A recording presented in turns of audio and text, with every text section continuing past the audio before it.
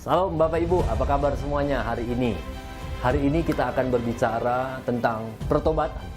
Di dalam Matius pasal 3 ayat 1 sampai 12 di situ diceritakan bagaimana seorang Yohanes Pembaptis dia selalu gencar-gencarnya menceritakan bertobatlah sebab kerajaan Allah sudah dekat. Di ayat 2 jelas Yohanes Pembaptis bilang bertobatlah sebab kerajaan Allah sudah dekat.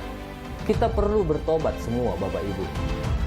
Seringkali pertobatan itu disalahartikan oleh orang-orang dunia. Orang dunia menganggap bahwa tidak melakukan dosa lagi itu disebut bertobat. Misal, dulu dia adalah penjudi dan sekarang tidak lagi penjudi, orang dunia sebut itu bertobat. Namun bagaimana menurut firman Tuhan, apa sebenarnya arti pertobatan? Di dalam bahasa Yunani, Alkitab menceritakan bertobat itu artinya metania, artinya berbalik 180 derajat. Contoh, kiri,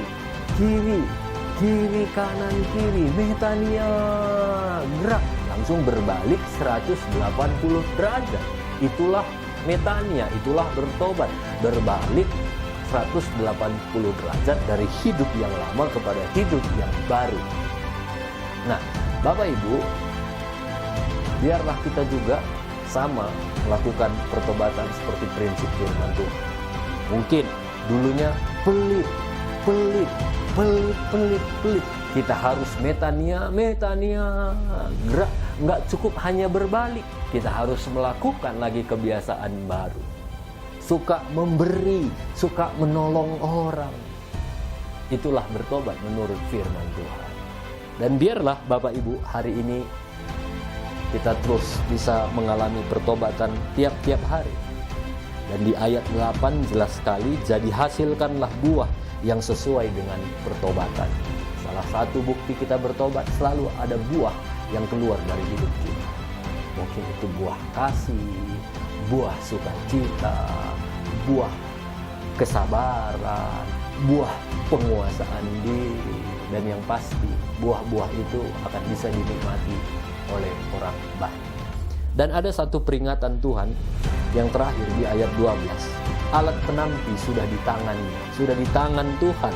Ia akan membersihkan tempat pengirikannya dan mengumpulkan gandum ke dalam lumbung, tapi debu jerami itu akan dibakarnya dalam api yang tidak terpadam. Akan tiba saat, dan ini kita sudah di akhir zaman itu.